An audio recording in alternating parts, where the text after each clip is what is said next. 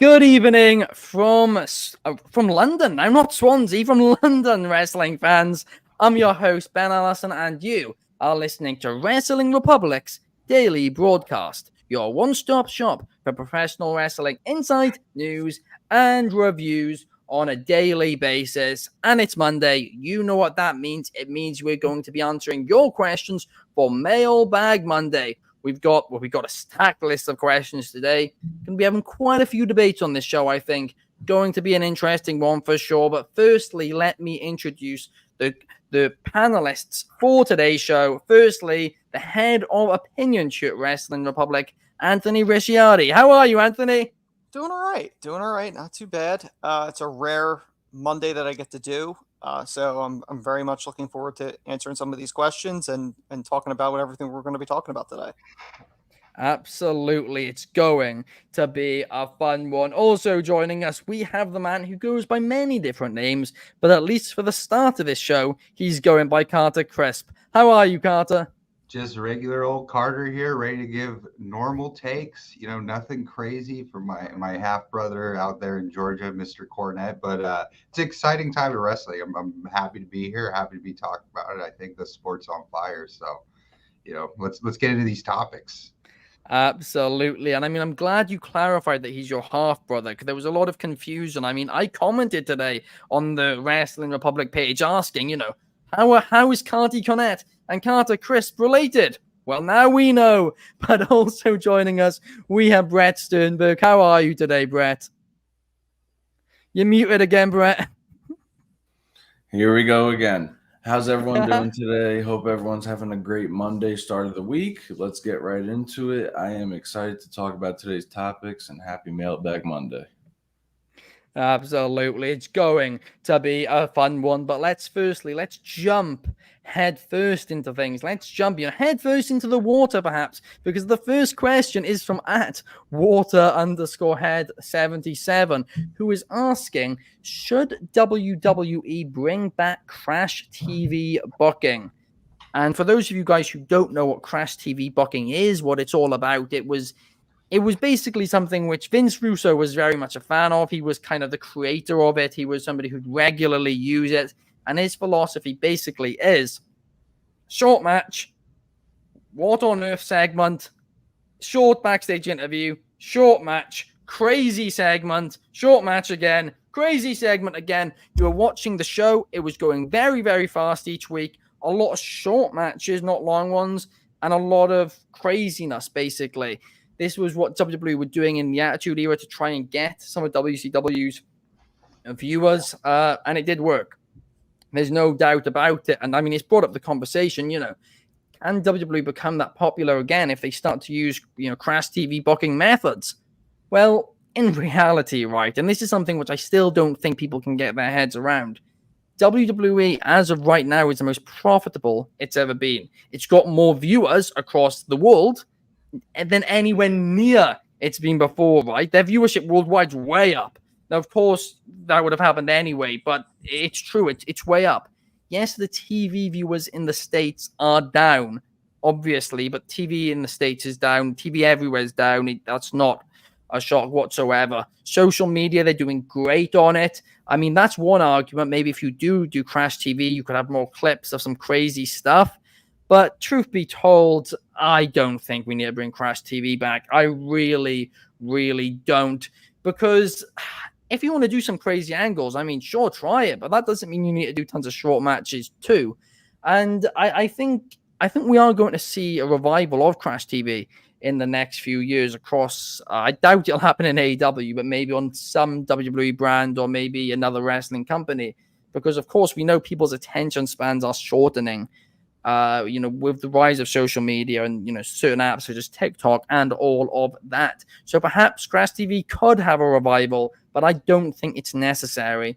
You can do big, crazy angles which go viral on social media without having to do short matches. And, I think, honestly, the way wrestling is right now, I think on a whole, we're at the right place. But Anthony, you were watching live when Crash TV was well and truly happening. Give me your thoughts. Do you think we need to see it return to WWE in order for WWE to become more popular? I think why Crash TV was so big when it was also the same era of the Jerry Springer show and Howard Stern and that shock value.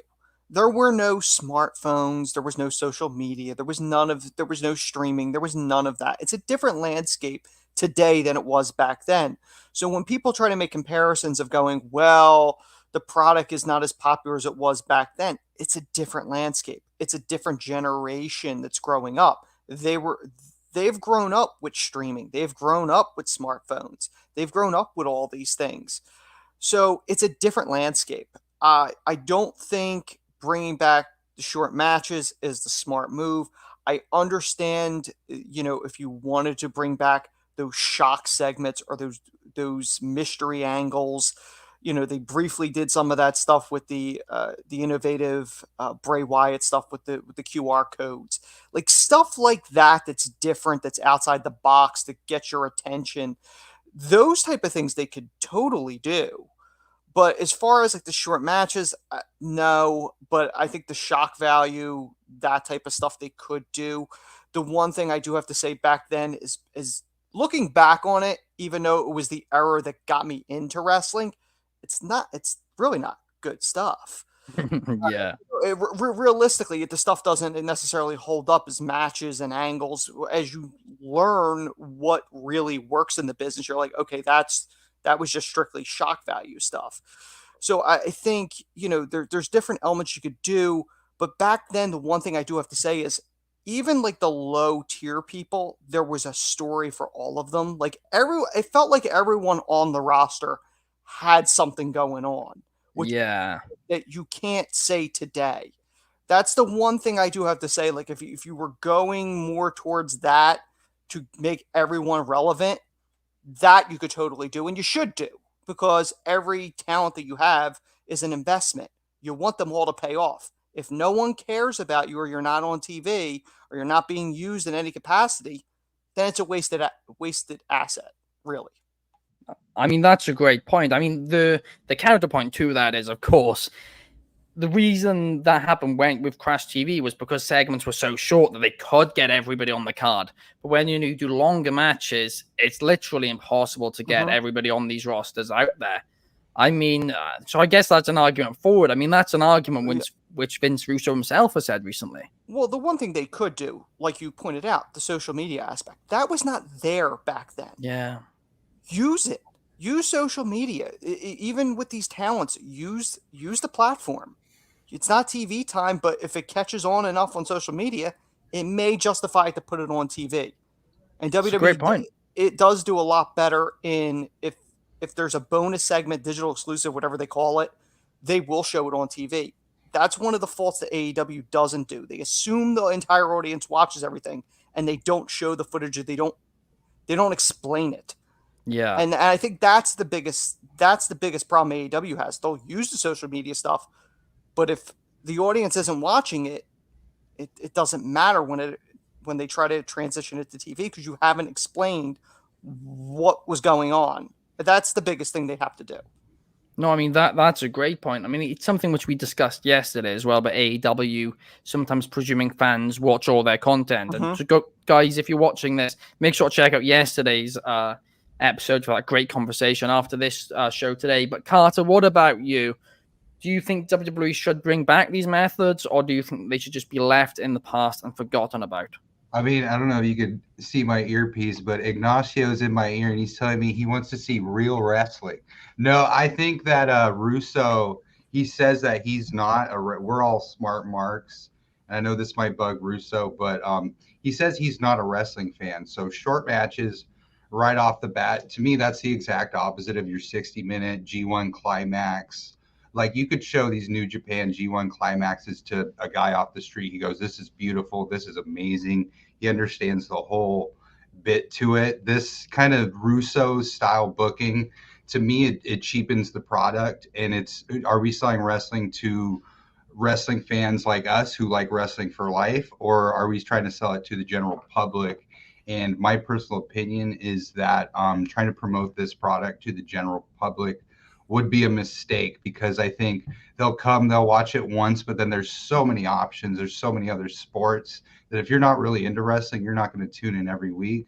So I do think that wrestling would be better off catering to the hardcore audiences and booking the workers, like Ignacio says, he wants to see real wrestling. And I think with AEW, the QTV is funny. It's silly. You don't have to shorten the matches to get viewers, longtime viewers, my personal opinion. I know it worked at the time, but also I think it was a product of the time too. I think there's a lot of that was done in the Attitude Era you could not do today, and rightfully so. It's just the world's different. So I mean, that is a great point, Carter. And I mean, it's one of those things where NXT actually currently do these things where they have these segments which are just kind of for shock value at times. We saw Braun Breaker, Von Wagner, the ending a few weeks ago. Stuff which is a little bit more experimental, you could say. And I think if the main roster did stuff like that, like I think they should do, I think viewers would go up for them across social media, and perhaps that could heighten the interest in the product without shortening match times at all. But Brett, what about you? Give me your thoughts on this. Well, go in on what Anthony had said about relating this Crash TV era to the Jerry Springer era and the Maury, I don't know if you said Maury, but Maury era and all of those controversial shows. I do think it would be good for short span viewers on social media. I do not think it would be good for the company long term, and I think that there would be some type of slip up with today's day and age, with things being so sensitive and censored the way that we are and like I said, I don't think I see it working whatsoever, because someone's going to have a slip up, because you're always trying to make a controversial moment or a viral moment. Someone's going to be offended in some type of way. So I don't think that it would work whatsoever. But I also do believe that Vince Russo almost ruined wrestling. Like he almost ruined WCW for a good while for me. And that style of just throwing things together, nonstop action type of way, is different than what Attitude Era was doing, in my opinion. I think Attitude Era did it in the right way. And I think what Triple H is trying to do right now is also doing it in the right way. He's capturing both sides of the story. He realizes that we don't have but people as fans don't have a long attention span, and they actually want to see action. So I think that's exactly what Triple H is doing, and that's where I think this is heading. Fair enough. I mean, here's something which I found interesting, right? Watching this week's episode of WWE SmackDown is it kind of, I don't want to say it reminded me ever so slightly of Crash TV. And the reason for that is you obviously started it with a big rock segment, like what? You then had literally every segment was what they joke about Crash TV was short match, what segment, and then backstage interview. It was that. All the matches are really short on SmackDown this week. They did like a very like interesting, kind of not crazy segment other than The Rock, but it did kind of remind me of that this week. And yeah, Triple H, he isn't scared to have shorter matches, like you said, Brett. If he doesn't think a match needs to go long, he won't make it go long. If he thinks a match could go long and they could have a banger of a match, he'll let them go long. And I think the timings for matches have been quite good under him. Admittedly, Balor Styles, I would have liked to have been a bit longer this week on SmackDown, but yeah, when The Rock returns. A lot of that got shortened because The Rock went long. But at the end of the day, when it's The Rock, you let him do it. 103 million views on social media. No one else is touching that on that roster. So yeah. Also, that audience would not let them go any shorter than that. I promise you. No. It's The Rock. It's the No, first time yeah, he's returning yeah. in 4 No, years. absolutely He's not. gotta He deal with shouldn't it. have been. Yeah. It was perfect length. It was a great segment. Like I said yesterday, the only thing I would have liked to see happen was, if we got a little Roman Reigns reference in that. That's what I really was hoping that we were going to get, even if it's just The Rock saying something like, Austin, you may think that, this is your place. This is, the people's place, and you're on my table. Like something like that, I think would have been good. I think the only reason they didn't do that is, I think the reason The Rock came back, I know this is a little off topic, but I think the only reason The Rock came back this soon is because of the Hollywood thing. I think that's still up in the air. The Mania thing, I don't think we're going to know for certain Actually, until it's that's a closer good to point. Rumble or closer. I think that's the only reason we got him this soon. That's Yeah, actually that's a very good point. Mhm. Yeah. The timing No, is it really good. is. Yeah. But now let's continue talking about timing, actually, and let's talk about the timing of Austin Theory, because Austin Theory, right? Not many people have been fans of him lately. Let's be real honest about it. There's been a lot of criticism. There was a lot of criticism about his championship reign, and at Isaac PXGH on Instagram is asking, was Austin Theory pushed too early? Anthony, give me your thoughts on it. Austin Theory is a difficult one for me because the first time I saw him was in Evolve, and I thought this guy's really young, but there's a lot of potential there. I thought he had a bright future. I think what happened is he's had so many stops in his run and changes. He's on the main roster with Seth, then he's back in NXT, and now he's back, and Vince shoved him a rocket up his ass, essentially, and then Vince lost power, so then he lost power.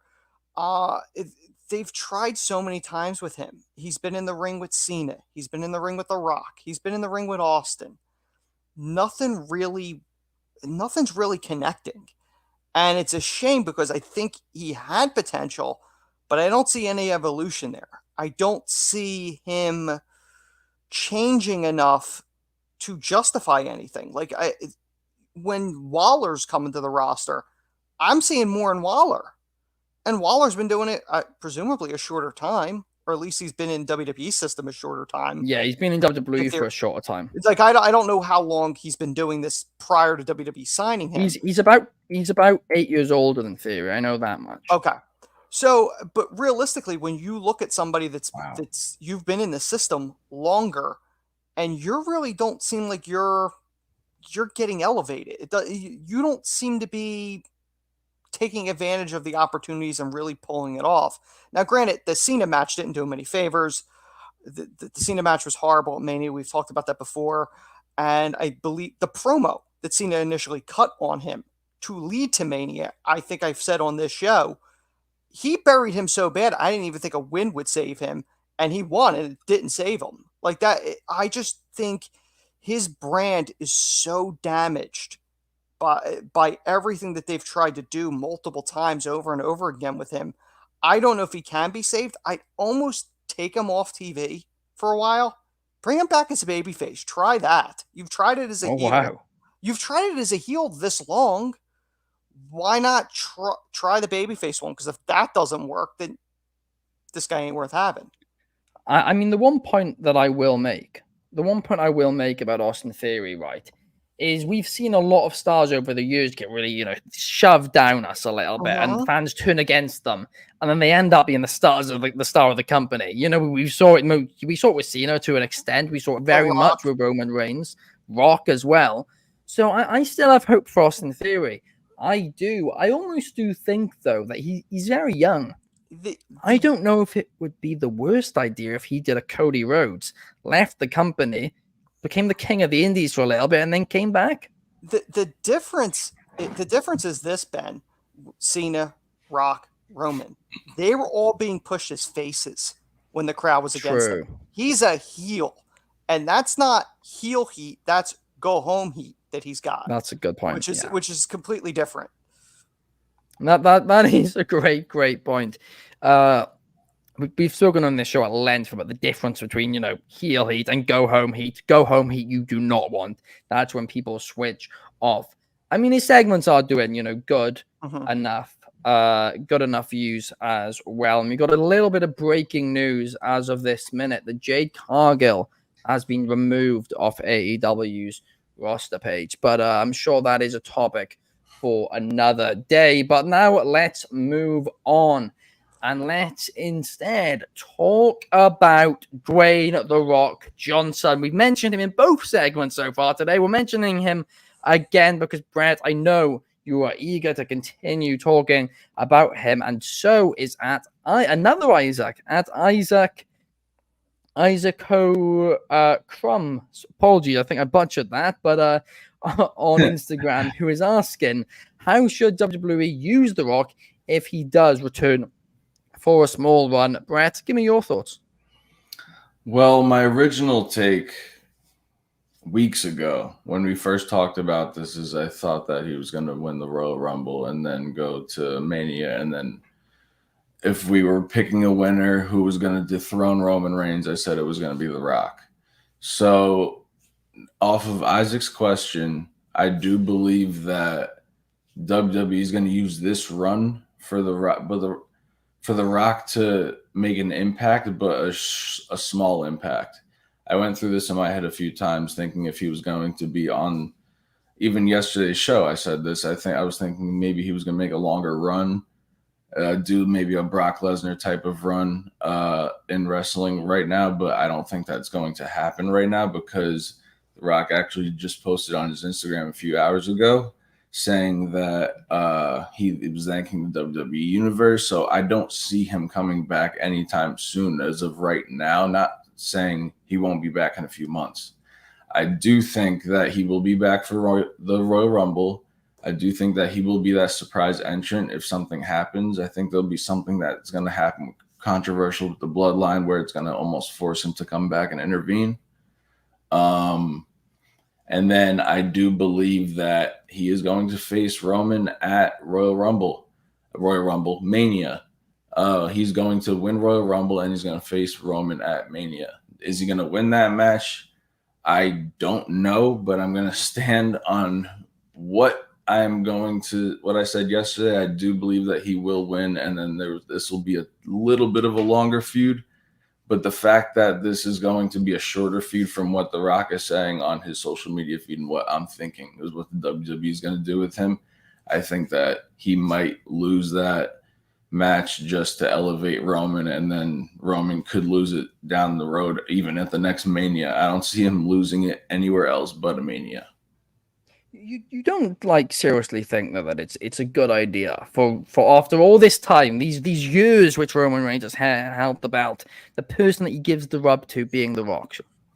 I'm saying this because who the storyline could be. Who is the true tribal chief? It's a very easy It's story. A great story. It's a great story. Very easy storyline to write, and not writing, but you could do a lot of things with it. Yeah. And there's a lot of aspects. You have Solo, you have Jay, you have Jimmy, you have all these different people. And I do believe that if they do it the right way, it could make a very big impact. The Bloodline already has made a huge impact when it comes to merch sales, views, things like that. They're one of the biggest factions that WWE has to offer now besides Judgment Day. But I do believe The Rock would elevate that storyline and make them even stronger. I definitely do. But does he need to win the title to do that? I believe no, absolutely not. But I think that for WWE and for maybe TKO, I guess at this point, I think it would be better for sales wise if he was stuck around a tiny bit longer, maybe for SummerSlam. So that's why I was referring to maybe if he did win, he would lose at SummerSlam to Roman again. And what's the point though? If he has it for 6 months and then loses it to Roman, you're not making anybody. That's the problem. I mean, it comes back to the Crash It's the story TV that they're going to create around it. They're going to prolong this entire thing forever, guys. The Bloodline's going to be around forever. No. It comes back though, right, to the thing what we talk about with Crash TV about instant gratification, right? If The Rock wins it, instantly you're gonna have more money, right? You're gonna have more viewers for those few months. But if you make a star like a Cody Rhodes, like a Solo Sikoa, I don't think he's ready, but like a Solo Sikoa, that will mean so many more people will learn that name. And in the long term, that will make the company more money for the next 5 to 10 years rather than the next, 5 months. And I could see them bringing up maybe within this feud a Solo and making Solo the main attraction. I would love that, but I definitely see this going a little longer than Mania, a tiny bit longer than Mania. Fair enough. I mean, I wouldn't complain if The Rock sticks around for a while. I just don't think he should be the one to beat Roman Reigns. I want that match. I think that match is best for business, Rock, Roman Reigns, but I just don't think the title needs to change hands in it. I think it is the move to keep the title in it. I disagree with the opinions, and I've even had the opinion in the past that the match doesn't need the title. I've changed my mind because on a billboard to a casual fan seeing that championship, Rock, Roman Reigns, The Rock, and they might know Roman Reigns, they might not, but seeing a big gold championship on the billboard too, that's a draw in itself. But now let's move on and let's talk about draws. Let's talk about CM Punk. Of course, he was a big draw for AEW, and they're seeing that now. They had no real choice but to get rid of him, but ticket sales are massively down. Hopefully that goes back up soon, like we said the other day. But we got a question from @Alex_31_wrestling on Instagram saying who would be the best return opponent for CM Punk if he was to return to WWE. Carter, I'm going to send this one to you. Give me your thoughts. I have two answers. They're both bad, but I'll give you my first one. The first one is Ignacio wants the WWE to sign Raven and for them to bring back that old Ring of Honor rivalry. So that's my first answer, but a little more. Actually, that is a serious answer. Raven would be great. I don't know what shape he's in, but very underrated, obscure name. But Kidding me? CM Punk, huge draw. Sorry for the Raven. Was that a text from Clark? Because No, he's a very big Raven guy. That's all I'm. That's like bringing in Tyrus. No, dude, Raven's way better than Tyrus. But I mean, Raven was better than Tyrus. But... Yes, but I'm talking right now. A little bit, still. Yeah, but I mean, these wrestling companies are in super direct competition with each other. You saw that TKO filing. They mentioned AEW, even seeing New Japan as a competitor to WWE, which is really interesting. I think that's smart of them because I think they will. But it would be stupid not to bring in CM Punk if you're in the wrestling business and the business of making money. And I think he's got a lot of heat. You're in hot competition with a brand new company. You have to send him right to the top. And the top is The Rock. So I want to see CM Punk and The Rock for the next 3 months. Give that to me, Vince McMahon. If you don't have The Rock, I will take Cody Rhodes. I'll take Roman Reigns, or I'll take Solo Sikoa. But that's going to get you the. I'm booking like Clark right now. I don't like book. I'm an indie-rific booker. I have my. I'd like to see Styles, Balor, McIntyre, Gunther. Those would all be great rivals. But if we're talking money, The Rock, CM Punk. What's going to get those Russo casual fans more so than The Rock and CM Punk? Like if you're not watching wrestling, those two are gonna, you're gonna tune in. You will tune in. I'm not saying I want it, but I'm saying if you're trying to make money right now, that's what you do. I mean, imagine the backlash from fans if WrestleMania is CM Punk versus The Rock. I mean, sure, it'd make money. I mean, it might end up being the most viewed match at WrestleMania. But it would get Punk as main event. That it would get him. But I mean, I had him against Austin. I said Austin Punk, Rock Roman night 2, the 1-2 combo. That'd be cool. Or Cena, John Cena. Cena. As a because Punk's going to kind of go against these guys who are seen as company people. Punk so I see Cena, The Rock, Roman. These are all viable guys for Punk to kind of quote unquote take it to the man. But Punk and Gunther, why not? I mean, that's a little out there, but yeah, I'm just throwing things, seeing if they stick. I don't think it's as out there as Punk Rock, but I'd be down. I would think there would be a clause in the contract of how many chops of Gunther's he's be willing to take. Contractually, I don't think he would go more than 3, but I could be wrong. Punishment at this point. Humble him a little bit. And I do think that he might go to TNA or NWA before any of these. No. Well, They I mean, have nowhere near the okay. money. Impact. Okay, yeah. jokes aside, Impact is actually I a do think possibility Impact's- in terms I of think Impact Impact is is. a I mean, possibility.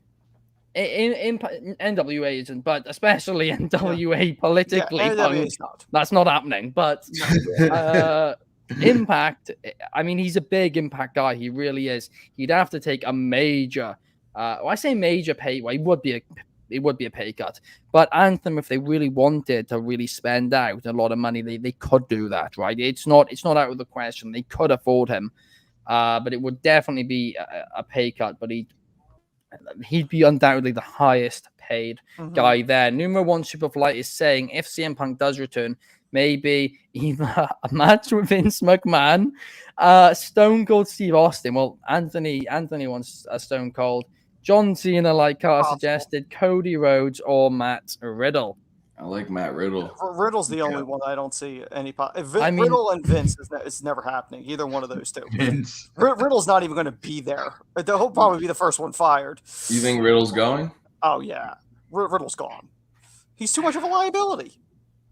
I mean, we can't really speculate on this topic on a podcast, Well, based on what I've heard. But I mean, yeah, who knows what will And happen? I the mean, only maybe... reason I said NWA really quick is because CM Punk keeps on referencing the greatest champion and the Ric Flair and the NWA, the real bell, and that's why I mentioned that. I don't think he's going to go there. I think Impact's the real possibility, if anything.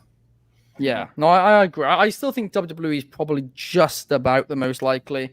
'Cause again, here's the big question.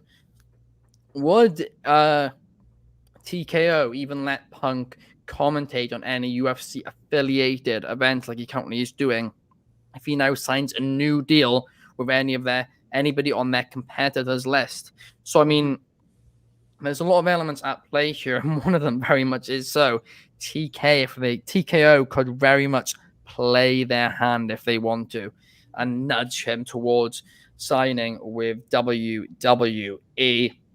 But we're going to have to wait and see. We really are. Impact possibility, WWE possibility as well. Also, retirement possibility. He just faced Samoa Joe in front of 70,000 people.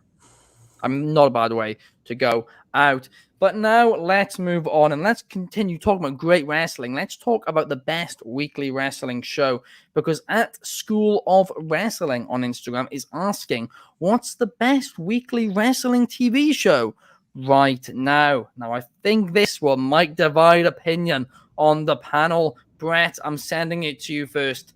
What's your current favorite weekly wrestling TV show? Are you muted again, Brett? Technology these days. Anyway, to be completely honest with you, if you asked me this a month or two ago, I would say Dynamite, or I would say probably Dynamite or Collision. But now I have to say SmackDown. SmackDown's wiping everything clean, in my opinion. They have the entire package. They've been running a consistent show for the past few weeks and even few months, in my opinion, with storylines, people that they're bringing in. And I really think that the people that they're going to bring up from NXT to SmackDown, I believe it's going to be SmackDown anyway. It might be Raw because they have more TV time, but SmackDown is more of a compact show and they're making more of a bang right now. I mean, wow. Okay, that's. I think actually a lot of people would share that opinion. Personally, for me at the minute, SmackDown wrestling, the wrestling on SmackDown isn't getting enough time, and the Bloodline story, I'm not as hooked as I was a couple of months back. I'm sure I'll get re-hooked. Got no doubt about that. But I mean, I'm kind of the opposite of you in that regard. I would have probably said SmackDown 6 months ago. Now it's kind of gone down for me now that Gunther's left SmackDown. Obviously, Roman Reigns isn't there at the minute much. The Bloodline storyline's kind of just in a little bit of a stale patch, which is going to happen in a long-term story. But what about you, Carter? What is your current, right now, favorite weekly wrestling TV show? I'm going to surprise you guys. I have the list written out, and I could send you my notes, Ben. My favorite weekly wrestling show for the past 3 years has been NXT. I think NXT, if you like wrestling, that's the best wrestling you're going to get. You want to talk about like the opposite of the Russo, the corny, the like, all the stuff that's not wrestling. If you want pure wrestling with storylines, with the really high quality too, I think NXT is the best. And then behind that, I have Dynamite, and then I have Raw and SmackDown kind of interchangeable. I think Dynamite and the two WWE main brands, it kind of depends who's better that week. It goes back and forth. They can both be absolutely fantastic. But I think NXT, if you want to watch wrestling every week, it was the first show I was watching when I came back into wrestling, and still it has the best pure wrestling, has the best writing in my opinion, and it's the most fun I have. I think the bigger brands at WWE get bogged down by kind of creative process, where NXT is just a lot of fun. There's a lot of creativity, there's a lot of young energy, and it's great. I love everything about it. So NXT is my number one weekly wrestling show. That's a good take. There's one word in that I wanna focus on, and that is the word fun. Because you are exactly right. NXT, at least I agree, is the most fun weekly TV show right now. Now, here's my issue with it. And it's not an issue with it. It's going to happen, and it should happen on a developmental TV show. But at times, there's some stuff which is hit or miss. And I'm watching sometimes, and I'm just thinking, oh, this is awful. But then the next segment, I'm thinking, this is the best stuff ever. This should be on the main roster. And they're experimenting, which is what a developmental brand should do. But like you said, the crazy thing is that the main roster aren't taking notes about the good things, it seems at times, because NXT probably is the most fun TV show to watch right now. The most consistent, maybe not the most consistent, but on a weekly basis, if you're gonna bet on a show, being an enjoyable watch for anybody watching, NXT probably is the most enjoyable show out of everything on a weekly basis. So I'm kind of actually inclined to agree with you there, Carter. But what about you, Anthony? What do you think? What is your favorite weekly wrestling TV show right now? For me, there's mainly two. One absolutely would be NXT, because I absolutely agree that it's fun, it's different. They are trying different things. And the one thing I have to say about NXT, whether it was during its golden era, during the black and gold, or the horrible paint version, or the new hybrid version, every time their pay-per-views or premium live events, whatever you want to call them, have always been solid, which is the insane part. Even when they were at their worst, in between the prime and now, they still hold up. I think it's interesting TV. They're trying different things. The other one for me, maybe surprising, is Impact. Impact is a promotion to me that, it's been around for 20 years.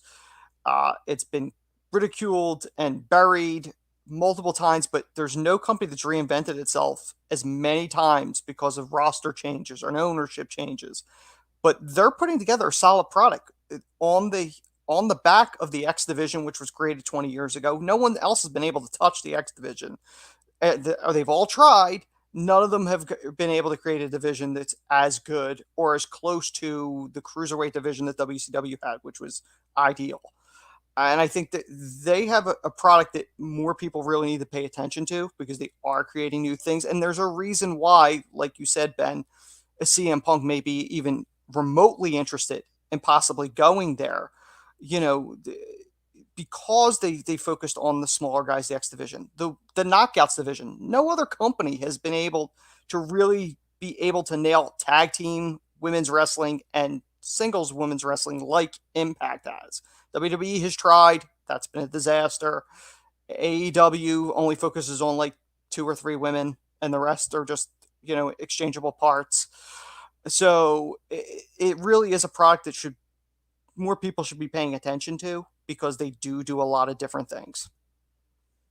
I do have to agree. Now I'm gonna put my hand up and say I don't watch Impact on a weekly basis, but every time I do, I enjoy it. And I mean, the reason why I don't watch more of it is very simply because there's too much wrestling on it. It kind of I mean, Impact right now, not enough people are talking about it for me to be able to spend my time, on that, and that's disappointing. So that's why I really would not mind if Punk was to go there, if I'm being completely honest, because it would bring so many eyes to the product. And as long as it didn't take, because I know the locker room vibe in Impact is fantastic, as long as it doesn't hurt that. But at the same time, I think it's worth risk taking when you would bring as many eyes as CM Punk fans do. I think the eyeballs would be on their Bound for Glory pay-per-view, which is their WrestleMania, which is in October, which happens to be in a certain someone's hometown. Chicago. I'm sure Clark's trying to book tickets as we speak about it.